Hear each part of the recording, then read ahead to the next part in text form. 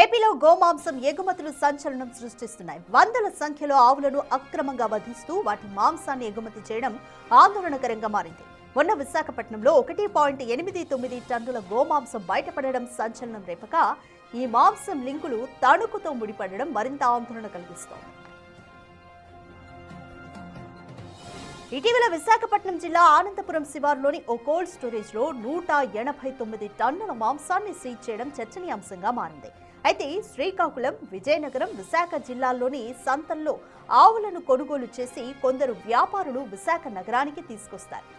Anandapuram, Madhurawada, Arilova, one town Relli వీధి, railway new colony వంటి ప్రాంతాల్లో వధిస్తున్నారు. గోవులను వధించడం తీవ్ర నేరం అయినప్పటికీ ఎవ్వరూ పట్టించుకోకపోవడంతో వ్యవహారం బహిరంగంగానే జరిగిపోతోంది. వైజాగ్ నగరంలో ప్రతిరోజు వందల సంఖ్యలో ఆవులను వధిస్తున్నట్లుగా తెలుస్తోంది. ఆవులను వధించిన తర్వాత మాంసాన్ని చిరు వ్యాపారులు స్థానికంగా విక్రయిస్తుంటే పెద్ద వ్యాపారులు మాత్రం కోల్డ్ స్టోరేజ్లో భద్రపరిచి కంటైనర్ల ద్వారా ఇతర రాష్ట్రాలు, దేశాలకు ఎగుమతి చేస్తున్నారు.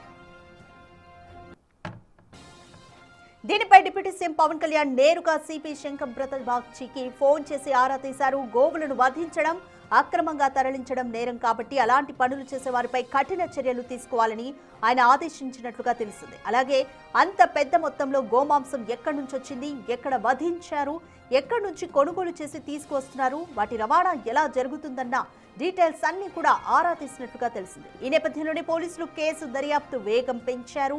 గోమాంసం ఎగుమతిలో ఇతర రాష్ట్రాలకు చెందిన వారే కీలకంగా వ్యవహరిస్తున్నట్టుగా గుర్తించారు.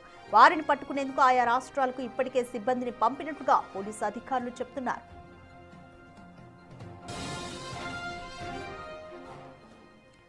మోర్ డీటెయిల్స్ మా ప్రతినిధి సాగర్ అందిస్తారు. సాగర్, విశాఖలో బయటపడ్డ గోమాంసం డీటెయిల్స్ కి సంబంధించి అసలు తణుకుకి విశాఖకున్న సంబంధం ఏంటి? Complete details.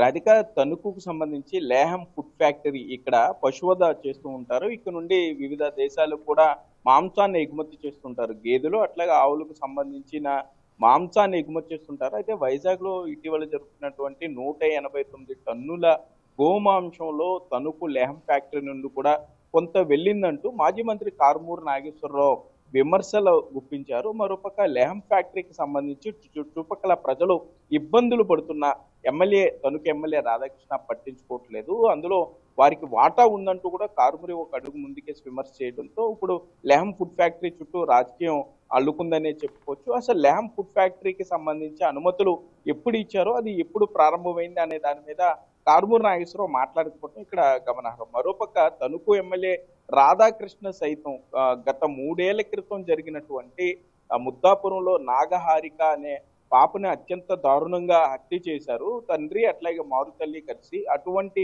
హత్యను గత ప్రభుత్వ హయాంలో కారుమూరి వారికి అన్యాయం చేస్తూ అందులో నిందితులను తప్పించుకునేందుకు సహకరించారు. 3 ఏళ్ల తర్వాత ఫోరెన్సిక్ రిపోర్టు సాయంతో మరలా నిందితులను కూటమి ప్రభుత్వం వచ్చిన తర్వాత కేసు రీఓపెన్ చేసి మరలా నిందితులను రిమాండ్కి పంపించడం జరిగింది. నాగహారిక తండ్రితో పాటు మారుతల్లిని అట్లాగే హత్యలో పాల్గొన్న ప్రమేయం ఉన్న వారందరినీ కూడా అరెస్ట్ చేసి రిమాండ్కి తరలించారు. అప్పుడు నిందితులు తప్పించుకోవటానికి గత ప్రభుత్వ హయాంలో మాజీ మంత్రి కారుమూరి నాగేశ్వరరావు ప్రమేయం ఉందంటూ కూడా పశ్చిమ గోదావరి జిల్లా వ్యాప్తంగా చర్చలు జరగడంతోనే కేవలం ఆ హత్య కేసులో నిందితులను తప్పించారు అన్న ప్రచారాన్ని అడ్డుకోవటానికే కొత్తగా అసలు సంబంధం లేని లేహం ఫ్యాక్టరీని తెర మీదకి తీసుకొచ్చారంటూ కూడా తణుకు ఎమ్మెల్యే రాధాకృష్ణ ఆరోపిస్తున్నారు.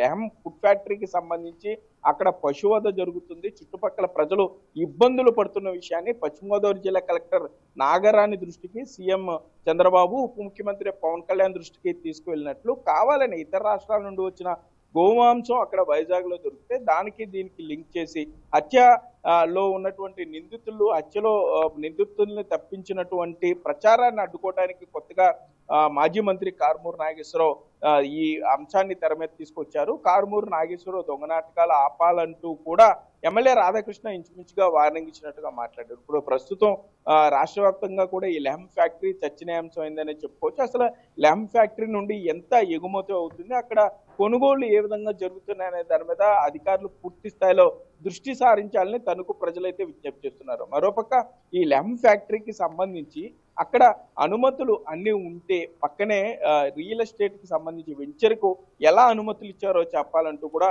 కారుమూరి ప్రశ్నించడం జరిగింది. లెహం ఫ్యాక్టరీలో కనీసం ఆ వెటర్నరీ డాక్టర్ ప్రమేయం లేకుండా ఆ చుట్టుపక్కల గ్రామాలు, చుట్టుపక్కల నియోజకవర్గాల్లో ఉన్నటువంటి ఆంబోతులు, ఆవులు, గేదెలను అధికారుల అనుమతి లేకుండా దొంగిలించిన వాటిని కూడా ఆ ఫుడ్ ఫ్యాక్టరీకి తీసుకొచ్చి అక్కడ పశువధ చేసి వివిధ దేశాలకు ఎక్స్పోర్ట్ చేస్తున్నారంటూ కూడా కారుమూరి విమర్శించారు. అయితే దీని మీద ఎమ్మెల్యే రాధాకృష్ణ సైతం గట్టిగా కౌంటర్ ఇచ్చారనే చెప్పుకోవచ్చు. లెహం ఫుడ్ ఫ్యాక్టరీకి సంబంధించి పూర్తి స్థాయిలో విచారణ చేయాలి, నిజానిజాలు తేల్చాలని గతంలోనే కలెక్టర్ నాగరానికి విషయాలన్నీ కూడా చెప్పినట్లు అధికారులు విచారణ ప్రస్తుతం ప్రాథమిక దశలో ఉందంటూ కూడా తణుకు ఎమ్మెల్యే రాధాకృష్ణ చెప్పడం జరిగింది. అయితే ఇటు మాజీ మంత్రి కారుమూరి, ఎమ్మెల్యే రాధాకృష్ణ మధ్య మాటల యుద్ధం కొనసాగుతూనే ఉంది. గత 3 నెలలుగా కూడా కారుమూరి లెహం ఫుడ్ ఫ్యాక్టరీకి సంబంధించి అక్కడ ఉన్నటువంటి కూటమి నేతలను టార్గెట్ చేస్తూ మాట్లాడుతూ వస్తున్నారు. గత ప్రభుత్వ హయాంలో ఫ్యాక్టరీ మొదలైంది, అప్పుడు ఎందుకు అడ్డుకోలేదంటూ కూడా